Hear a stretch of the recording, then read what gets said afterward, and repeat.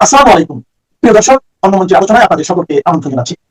সুপ্রিয় দর্শক শ্রোতা মণ্ডলী, আপনারা এই মুহূর্তে আমাকে যে যেখান থেকে দেখছেন, পরবর্তীতে এই ভিডিওটি যে যেখান থেকে দেখবেন, আপনাদের সকলকে জানাই আমি আমার প্রাণ ঢালা অভিনন্দন এবং শুভেচ্ছা এবং কৃতজ্ঞতা প্রকাশ করি সার্বক্ষণিক আমার ভিডিওগুলো দেখার জন্য, সাবস্ক্রাইব করার জন্য এবং লাইক কমেন্টস দেওয়ার জন্য। ব্যানার এবং হেডলাইনে দেখছেন যে আপনারা এই মুহূর্তে আজকে শনিবার, আপনারা যখন আমার এই ভিডিওটি দেখছেন, ঠিক গতকাল শুক্রবারে একটি হাই ভোল্টেজ মিটিং হয়েছে জননেত্রী শেখ হাসিনার সাথে। তবে আপনারা তো বলতে পারেন যে শুক্রবারে এই মিটিংটি হয়েছে, সুতরাং শুক্রবারে কেন ভিডিওটি আপলোড করেনি? কারণ হচ্ছে শুক্রবারে আপনারা সারাদিন আমরা সকলে ব্যস্ত ছিলাম, চুপ্পু আছে না গেছে এটার কারণে, যার কারণে দেখলাম মানুষের ইন্টারেস্ট ওইদিকে থাকবে। সুতরাং আমি চিন্তা করলাম শনিবার সকালবেলায় ভিডিওটা যাক, আপনারা সকলে দেখেন। তো অনেকে যারা আমাকে ফেসবুকে ফলো করেন তারা অলরেডি জেনে গেছেন। আমি মনে বলেছিলাম 8জন কমিশনার এবং 4জন আপনার চেয়ারম্যান দেখা করেছেন। এই, সেটা হচ্ছে যে আপনার জেলা পরিষদের চেয়ারম্যানরা 4জন। তো এই 8জন যারা দেখা করেছেন, এটা এখন অনেকে বলতে পারেন যে ভাই এই 8জন দেখা করেছেন বা 12জন দেখা করেছেন, আপনি এগুলো বলে দিচ্ছেন, সকলের নাম বলে দিচ্ছেন, কে কোন এরিয়ার বলে দিচ্ছেন, ভাই কেন, ভাই এটা তো ক্ষতি হয়।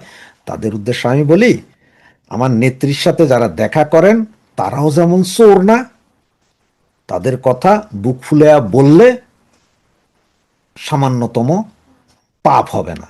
আর যারা মনে করেন যে সব গোপন রাখতে হবে, তাদের বলি আপনারা গোপনেই থাকেন, কারণ আপনারা আন্ডারগ্রাউন্ডের লোক। আপনারা হচ্ছেন, আমি সবসময় একটা কথা বলি যে বিএনপির ভিতরে যেমন 20% জামাত আছে, আওয়ামী লীগের ভিতরে এখনো 30% গুপ্ত জামাত রয়েছে, কিন্তু জামাতের ভিতরে কোনো আওয়ামী লীগ বিএনপি নেই। তো আপনারা হচ্ছেন সেই জাতীয় গুপ্তরা, যারা খবরের জন্য অতিষ্ঠ রাখবেন, কিন্তু কোনো খবর সামনে এসে গেলে ভাই এটা তো গোপন রাখার কথা ছিল, এ সব বইলা দেন কেন ভাই, ওরে ভাই এটা বইলা দেন কেন ভাই, অমুকের নাম তুললেন কেন। এটা হচ্ছে যে আপনাদের ওই যে 10/10 থাকতে থাকতে আপনাদের মাথায় এরকম হয়ে গেছে। তাছাড়া যাক, বাদ দেন, যার যার চিন্তা তার তার। ওই বিনাশকালে বুদ্ধি নাশ একটা কথা আছে, যে আপনাদের কাছে মনে হয় যেন কেউ কথা বললে বা ইয়ে করলে, আমরা কারা দেখা করেছে কারা কথা বলছে এটা বলছি, ওখানে কি কথা হয়েছে ভিতরে, কি কি গোপন কথা হয়েছে সেটা আমরা প্রকাশ করি না, যেটা আপনার টেলিগ্রাম গ্রুপ বা হোয়াটসঅ্যাপ গ্রুপে করে ওটা রেকর্ড করে ছেড়ে দেন তেমনি।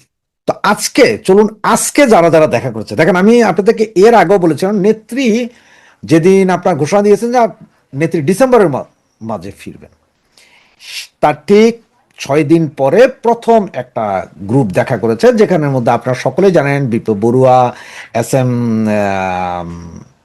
কি বলে আমাদের এই যে মন্ত্রী সাহেব, সমরেজা ভাই, এরপরে ঝর্ণা বারই, এরপরে নানক সাহেবের মেয়ে, এ ধরনের আরো 8জন দেখা করেছিলেন।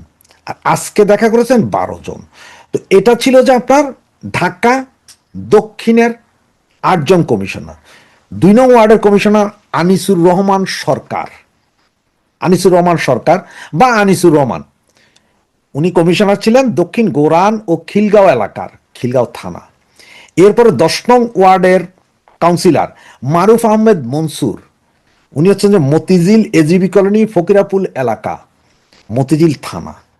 এরপরে 20 নং ওয়ার্ড কাউন্সিলর ফরিদউদ্দিন আহমেদ রতন বা ফরিদউদ্দিন, এলাকা হচ্ছে যে আপনার সেগুনবাগিচা, তোপখানা রোড, বঙ্গবন্ধু এভিনিউ এবং ঢাকা মেডিকেল কলেজ সচিবালয় সংলগ্ন এলাকা, মানে শাহবাগ থানার উনি। 21 নং ওয়ার্ড কাউন্সিলর মোহাম্মদ আসাদুজ্জামান, এলাকা হচ্ছে যে ঢাকা বিশ্ববিদ্যালয় এলাকা, শাহবাগ, নীলক্ষেত ও রমনা এলাকা, শাহবাগ থানা। 24 নং ওয়ার্ড কাউন্সিলর মোকাদ্দেস হোসেন জাহিদ, এলাকা শহীদনগর ও আমলিগোনা এলাকা, লালবাগ থানা। এবং 38 নং ওয়ার্ড কাউন্সিলর মোহাম্মদ আহমেদ ইমতিয়াজ মান্নাফি অথবা গৌরব, যিনি গৌরব নামে পরিচয়, 38 নম্বর উনি। ওনার এলাকা হচ্ছে নবাবপুর রোড, কাপ্তান বাজার, বনগা লেন, জেনিনগর রোড লেন এলাকা, ওয়ারি থানা। এরপরে 69 নং ওয়ার্ড কাউন্সিলর সালাউদ্দিন আহমেদের এলাকা ডেমরা, কামারপাড়া ও ডেমরা ইউনিয়নের প্রাক্তন 1, 2 ও 4 নং ওয়ার্ডের। এই 8জন কমিশনার দেখা করেছেন, সাথে যে 4জন আপনার জেলা পরিষদের চেয়ারম্যান দেখা করেছেন। তাদের একজন হচ্ছে পিপলু, যশোর জেলা পরিষদ, নাসির সিলেট জেলা পরিষদ, রোমান শেরপুর রাজশাহী এবং মুক্তিযোদ্ধা মীর ইকবাল রাজশাহী, ওনারা দেখা করেছেন নেত্রীর সাথে। এখন নেত্রীর সাথে দেখা করেছেন, তবে আজকের যে হাই ভোল্টেজ যে মিটিংটা, এটা কমিশনার এবং জেলা পরিষদের চেয়ারম্যানদেরকে নিয়ে এই মিটিংয়ে ওনাদেরকে সবাইকে একসাথে বসে সমন্বিত, ওনাদের মধ্যে কেউ কেউ আমাকে বলেছেন যে মনে হয়েছে যে ভাই একসময় যে গণভবনে যায় নেত্রীর সাথে যেভাবে থাকে ওই রকম জমজমাট নেত্রীর আবাসস্থল, নেত্রী যেখানে আছেন হাই সিকিউরিটি হেভি জমজমাট, ওখানে যে কথা বলে এসেছেন। তবে ওনাদের কারোর সাথে পার্সোনালি 1 মিনিট করেও কথা বলেননি, সমন্বিত সকলকে একসাথে রেখে। যতটুকু জানতে পারলাম সেখান থেকে নেত্রীর যে কথাটা ছিল সেটা হচ্ছে সকলে প্রস্তুতি নিতে হবে, আমাদের সময় খুব সংকীর্ণ। নেত্রী হাসতে হাসতে নাকি বলেছেন যে নভেম্বর ডেডলাইন, ডিসেম্বর হেডলাইন। তো নভেম্বর ডেডলাইন, ডিসেম্বর হেডলাইন, মানে ডিসেম্বরের সমস্ত পত্রিকায় হেডলাইন হয়ে যাবে নেত্রী দেশে। এটা নাকি হাসতে হাসতে উনি সবাইকে বললেন যে ডেডলাইন হেডলাইন সবাই তৈরি হও, সমন্বিত। তবে নেত্রী আবারও একটা কথা সুস্পষ্টভাবে প্রত্যেকটা নেতাকে বলেছেন, এই মুহূর্তে বিভাজন নয়, শুধু ঐক্যের দরকার। আর আমার তৃণমূলের কর্মী বাহিনী যারা প্রচন্ড কষ্টে আছে, জেলে আছে, ভেতরে আছে, এদের সবার খোঁজ খবর প্রত্যেকটা নেতা নিতে হবে। কে কি করছেন না করছেন আমার কাছে লিস্ট আছে, ওখানে কিছু কিছু কমিশনার বলছিলেন যে আমি খবর নিচ্ছি বা খবর নিচ্ছি, জেল থেকে পাঠাচ্ছি। উনি নাকি সরাসরি অনেককে বলেছেন যে আপনি কিছুই করছেনও না, আপনার যতটুকু করার করছেন না বলতে আপনার যতটুকু করার সক্ষমতা আপনি তার 10 ভাগের 1 ভাগও করছেন না। নেত্রী সবাইকে বলছে যে আপনি 100% করেন, আপনারা করেন। করতে যাইয়া যদি এর ভিতরেও যদি সক্ষমতা, তো আর সকলের 100% নাই। যেমন ধরেন আমি 10 কেজি তুলতে পারবো, তাই বলে আমার পক্ষে 15 কেজি তোলা সম্ভব না। তো ওই রকমই অবস্থা যে নেত্রী বলছে বাকিটা আমি দেখব। তবে আমার কোনো তৃণমূল কর্মী, আমার কোনো কর্মী মানে 3-4 বলছে যে ওদের কষ্ট আমার সহ্য হয় না, আর ওদের কষ্ট দেখেই আমি আমার গলায় ওরা রশি ঝুলাবে বলার পরেও আমি দেশে ঢুকছি, শুধুমাত্র আমার তৃণমূলের কর্মী এবং আমার দেশের আম জনগণ ওদেরকে দেখার জন্য, যে ওদের বিপদে ওদের পাশে দাঁড়ানোর জন্য। সুতরাং বুঝতেই পারেন এই মিটিংয়ে এরপরে নেত্রী ভেতরে আরও অনেক নির্দেশনা দিয়েছেন, সকলকে প্রস্তুতি নিতে বলেছেন, আরও অনেক কিছু হয়েছে। ওগুলো আসলে ফাইনালি বলা হয়তো যাবে না বা বলার ইচ্ছাও নেই। কিন্তু নেত্রী তৃণমূলের উদ্দেশ্যে যা বলেছেন সেটাই বললাম, এবং যারা দেখা করেছেন কমিশনার ওনাদের নামও আপনাদেরকে বলে দিলাম, এরিয়া ওয়ার্ড সহ বলে দিলাম। এর ভিতরে যদি কেউ যদি ভাইগা যায়, পালায়া যায়, সেটা হচ্ছে অন্য কথা। তবে আমরা যারা সমর্থক, এই পার্টির সমর্থক, নেতা কর্মী, নেতারা তো ভাই নেতা, আর আমরা তো কিছুই না, আমরা একজন সমর্থক। তাই বললো যে আমাদের মধ্যে ভালো খারাপ যেমন আছে, তার মধ্যে হয়তো আমরা 90% যারা আছি, 90% ওরা শেখ হাসিনার জন্য জীবন দিতেও দ্বিধাবোধ করি না, এবং আমরা বিশ্বাস রাখি যে নেত্রী ঠিকই ফিরবেন। উনি যখন বলেছেন, উনি যেটা বলেন সেটা করেন। আর 10% 50-50 চান্স, তারা মনে হয় না, মনে হয় না, মনে হয়, এই ধরনের লোক যারা আছে তাদের থেকে একটু দূরে থাকেন। আর ওই যে সব নিউজ সব খবর যে আরে না, একটা জিনিস শুধু বুঝে রাখেন, এই নিউজগুলো যত বেশি সরকারের ভেতরে যায় তত বেশি সরকার নড়ে উঠে। নেত্রী যখন এর আগে বলেছিলেন আমি আসবো, তোমরা টেনশন করো না, কারো কোনো টেনশন ছিল না।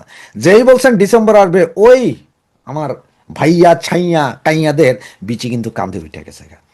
আর এই যে গতবারের হাই মিটিং আর আজকের হাই ভোল্টেজ মিটিং এর পরে আগামী 2-4 দিনের ভিতরে যদি উত্তরের কেউ যায়, দক্ষিণের আরও যায়, তারপরে ঢাকার বাহিরের কমিশনাররা যায়, বাংলাদেশের বিভিন্ন অঞ্চলের চেয়ারম্যানরা যায়, তখন অবস্থাটাই সরকারের কি হবে দেখেন। আর এরা যখন নেত্রীর সাথে কথা বলে তখন এরা আসলে উৎসাহ পায়, দেশের ভিতরে এরা তখন কথা বলতে পারে। আর নেত্রী এখন যেটা চাচ্ছে, আমাদের সকলকে গরিব দুঃখী মেহনতি মানুষের মাঝে আমাদেরকে মিশে যাওয়ার একটা নির্দেশনা আছে। মিশে যান এবং বুঝান এই যে দ্রব্যমূল্যের ঊর্ধ্বগতি, গ্যাস নাই, তেল নাই, একটা একাকার অবস্থা। এই জিনিসগুলো শুধুমাত্র মানুষকে বোঝানোর জন্য যে অবস্থাটা কি চলছে। আপনাকে বলতে হবে না আপনি আওয়ামী লীগ সমর্থক, আপনি শুধু সমালোচনা করেন। চায়ের দোকানে বৈশা সমালোচনা করেন, আয় হায় রে আজকে টমেটো কিনতে গেছিলাম, টমেটোর এত দাম, আরে ভাই আমি বাঁচুম কেমনে। শুধু এই কথাগুলো তোলেন মানুষের কাছে। আপনি 3 অক্ষর তুলবেন, এবার 100 জন এটা কথা কইতেছে। চায়ের দোকানে যায় ফোনে কথা বলতে বলতে এটা তুলতে পারেন। ওই বিড়ির দোকানে বিড়ি টানতে টানতে কথাটা তুলতে পারেন। রাস্তার উপরে খাড়াইয়া রিক্সার মধ্যে বইয়াও রিক্সাওয়ালার লগে আলোচনা করতে পারেন। এর জন্য আপনারা আমি আওয়ামী লীগ কর্মী, এই দেখেন শেখ হাসিনা, না না না, ওগুলো কিচ্ছু বলার দরকার নাই। শুধু কাহিনী তুলে দেন এদের মাথায় ধরবে, সেটাই হবে। তো এই ছিল আজকের এই হাই ভোল্টেজ বৈঠকের যারা গিয়েছেন তাদের নাম এবং জানিয়েছি। বাকি আস্তে আস্তে যত খবরই আসবে আস্তে আস্তে আপনাদেরকে দিতে থাকবো। আর যে খবরগুলো আসলে দেওয়ার মতো না ওগুলো দেব না, আর যেগুলো দেওয়ার মতন সেগুলোই দিব। জয় বাংলা, জয় বঙ্গবন্ধু।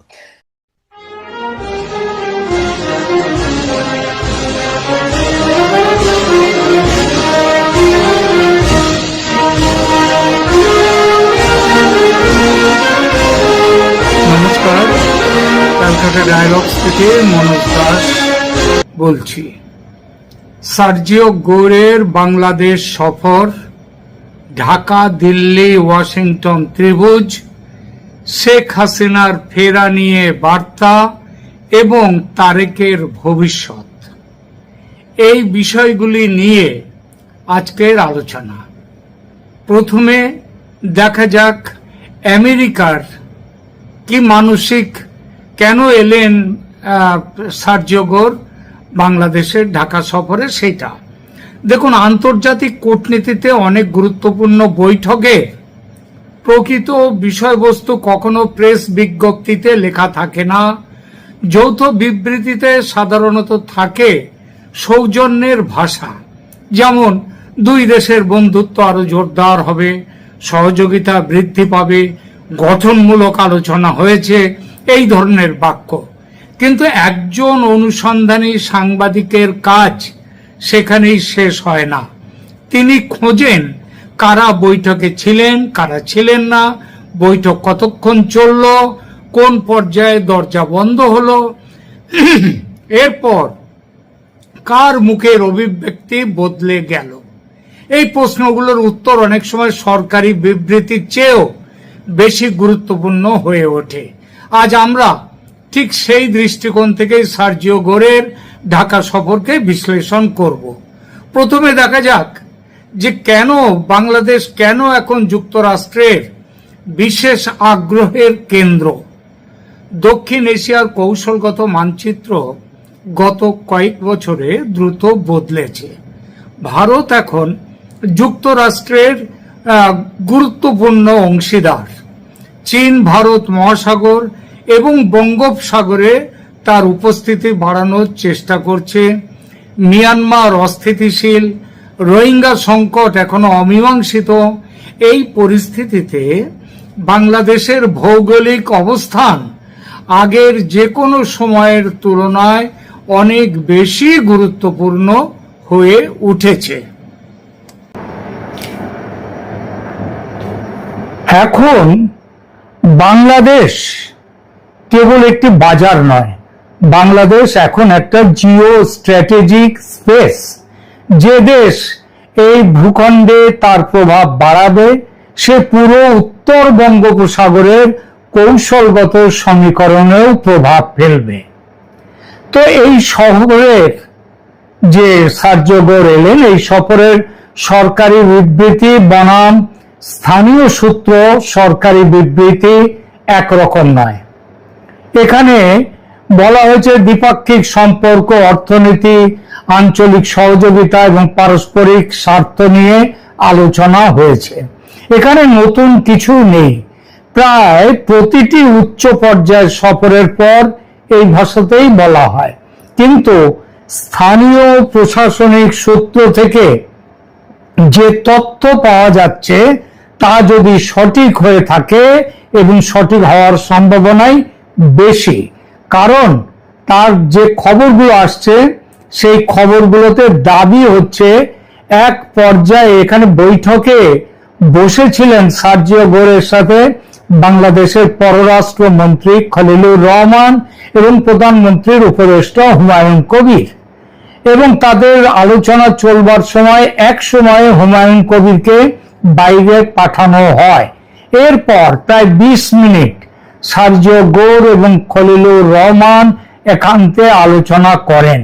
এই তথ্য প্রকাশ্যে স্বাধীনভাবে যাচাই করা সম্ভব হয়নি, তবে ঘটনাটি সত্য এবং এর কূটনৈতিক তাৎপর্য অনেক। কেন একান্ত বৈঠক, কেন হুমায়ুন কবিরকে সেখান থেকে থাকতে দেয়া হলো না, বার করে দেয়া হলো? কূটনীতিতে একান্ত বৈঠক অস্বাভাবিক নয়, তবে এর কারণ বিভিন্ন হতে পারে। প্রথম কারণ, সংবেদনশীল গোয়েন্দা তথ্য আদান প্রদান হতে পারে। দ্বিতীয়, অন্য কোনো রাষ্ট্র সম্পর্কে মূল্যায়ন। তৃতীয়, এমন রাজনৈতিক বার্তা যেটা সীমিত পর্যায়ের মানুষের মধ্যেই প্রাথমিক স্তরে রাখতে চাওয়া হয়। এই তিনটির কোনটি এখানে প্রযোজ্য ছিল সেটি আমরা জানি না, কিন্তু এইটুকু বুঝতে পারছি যে খলিলুর রহমান তিনি আমেরিকার অনেক কাছের মানুষ, আমেরিকার অনেক বিশ্বস্ত মানুষ, যেটা হুমায়ুন কবির নন।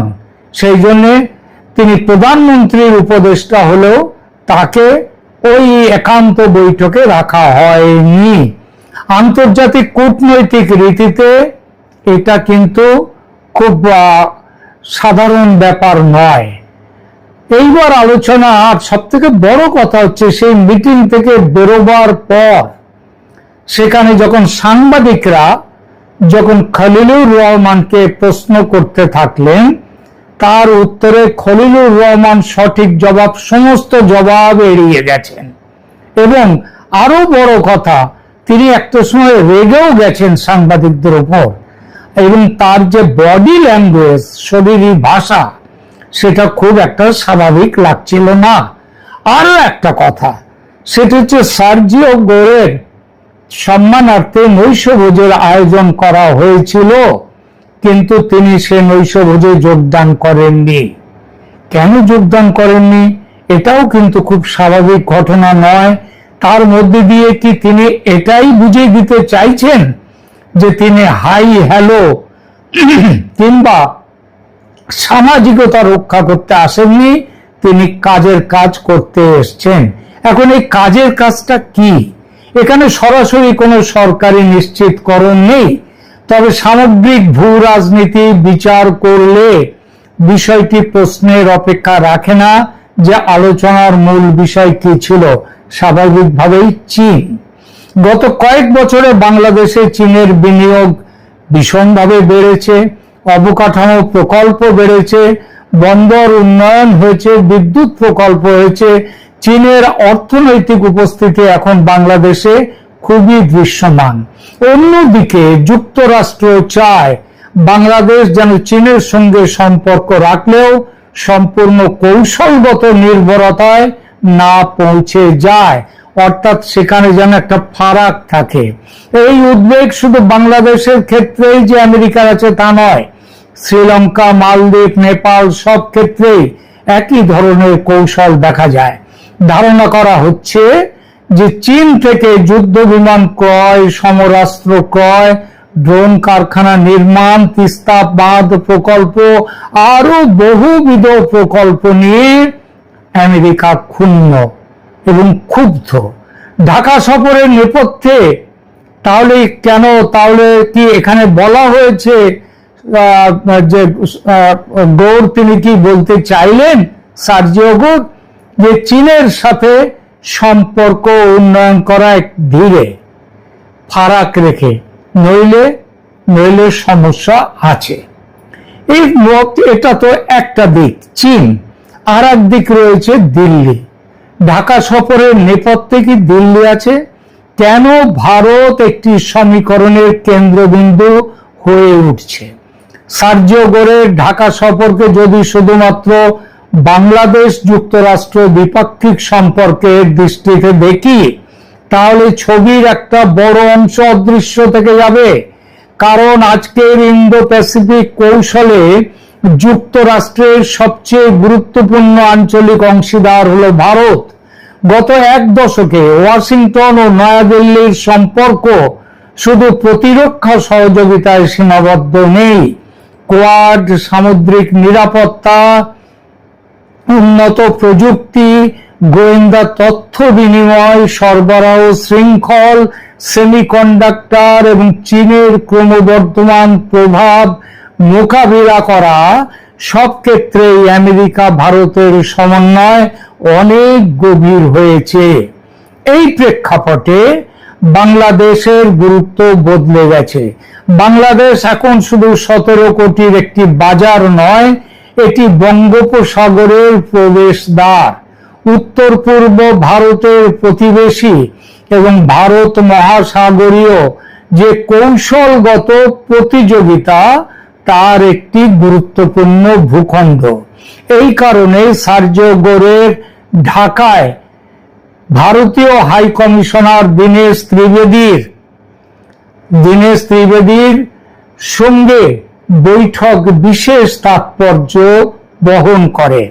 বৈঠকের বিস্তারিত বিবরণ কেউ প্রকাশ করেননি, কিন্তু ভূ রাজনৈতিক দৃষ্টিকোণ থেকে এই সাক্ষাৎ একটি গুরুত্বপূর্ণ বার্তা দেয়। ওয়াশিংটন বাংলাদেশের বিষয়ে দিল্লির মূল্যায়নকে গুরুত্ব দিচ্ছে এবং আঞ্চলিক নিরাপত্তার প্রশ্নে দুই দেশের মধ্যে নিয়মিত পরামর্শ অব্যাহত রয়েছে। প্রশ্ন হলো, ভারতের নিরাপত্তা উদ্বেগটা কি? ভারতের উত্তর পূর্বাঞ্চল প্রায় সম্পূর্ণভাবে একটি সরু স্থলপথ শিলিগুড়ি করিডর বা চিকেন স্নেকের দ্বারা যুক্ত।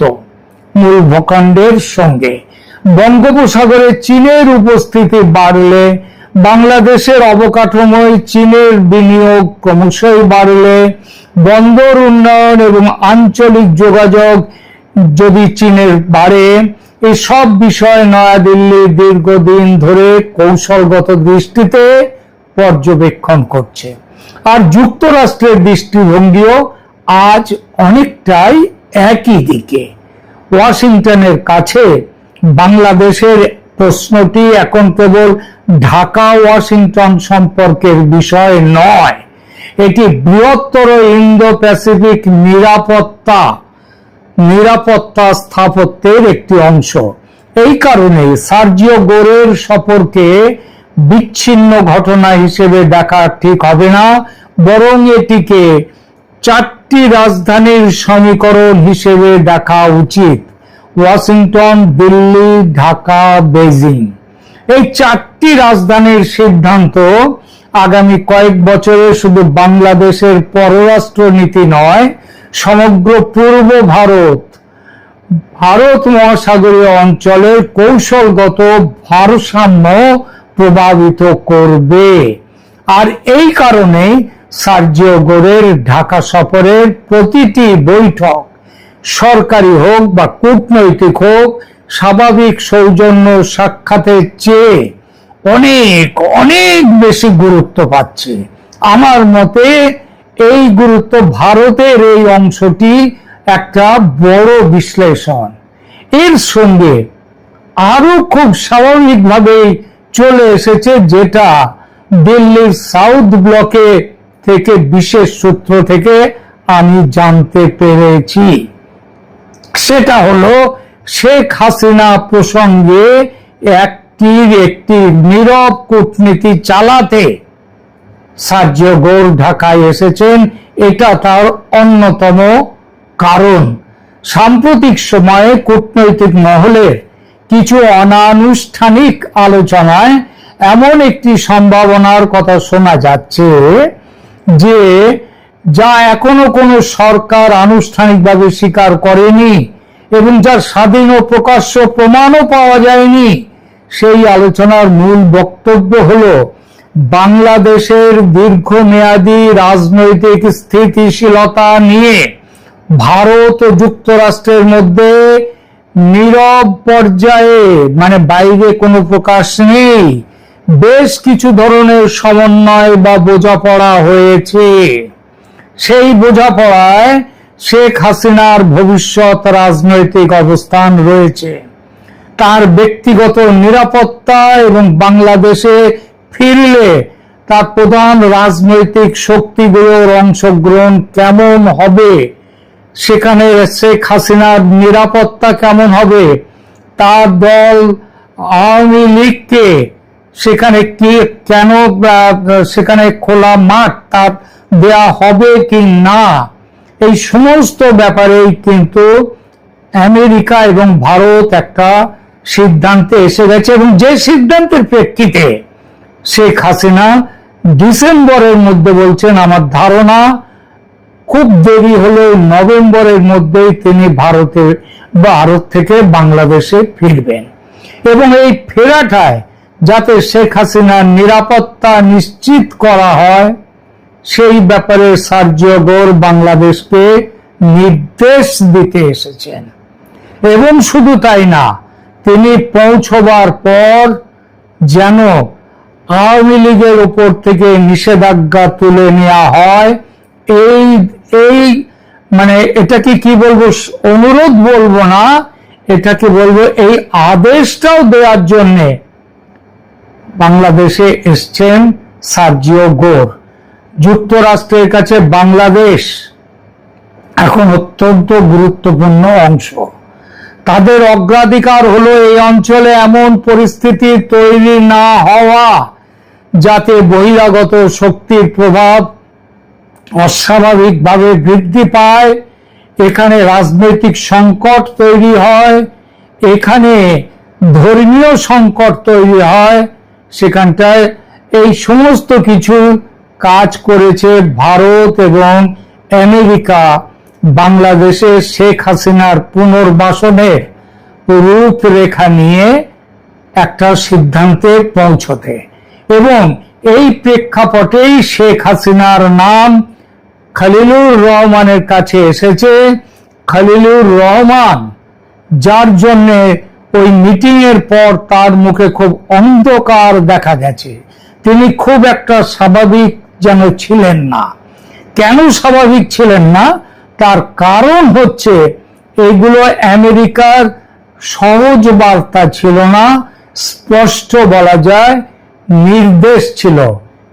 আমার কাছে যে সূত্র মারফত যে খবর এসেছে, ভারত এবং আমেরিকার যৌথ সিদ্ধান্ত জানিয়ে দেওয়া হয়েছে খলিলুর রহমানকে, তিনি যেন এই বিষয়টা নিয়ে ওখানে সেইভাবে দেখেন যে প্রথম কথা কিভাবে শেখ হাসিনা দেশে ফিরবেন এবং তার ব্যক্তিগত নিরাপত্তা কিভাবে নিশ্চিত হবে।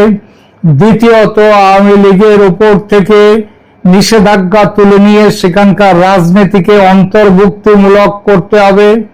তৃতীয়, রাষ্ট্রীয় প্রতিষ্ঠানগুলো কিভাবে সেই পরিবর্তন সামাল দেবে, কারণ এই নিয়ে যদি ওখানে কোনো গোলমাল হয় সেই গোলমাল কিন্তু সামলাতে হবে বিএনপি সরকারকে, তারেক রহমান সরকারকে। যদি তারেক রহমান সরকার না মানতে চায় এই আদেশ, আমাদের কাছে খবর আছে সেই আদেশ যাতে মানতে বাধ্য করা যায়, তারেক রহমানকে সেই ব্যাপারটাও জানিয়ে দেওয়া হয়েছে। কি সেই ব্যাপার? সেটা হলো তারেক রহমান যদি এই সূত্র এবং আমেরিকার নির্দেশ মতো চলতে না চান, তাহলে বাংলাদেশে এই সরকারকে হটিয়ে সেখানে একটা কি অন্তত কিছুদিনের জন্য হলেও একটা সামরিক শাসন নিয়ে আসা হতে পারে, অথবা আবার এই সরকারকে ক্ষমতাচ্যুত করে একটি অন্তর্বর্তী সরকারও তৈরি হতে পারে। আর এই কথাগুলো শোনার পর থেকেই খলিলুর রহমানের রক্তচাপ বেড়ে গেছে।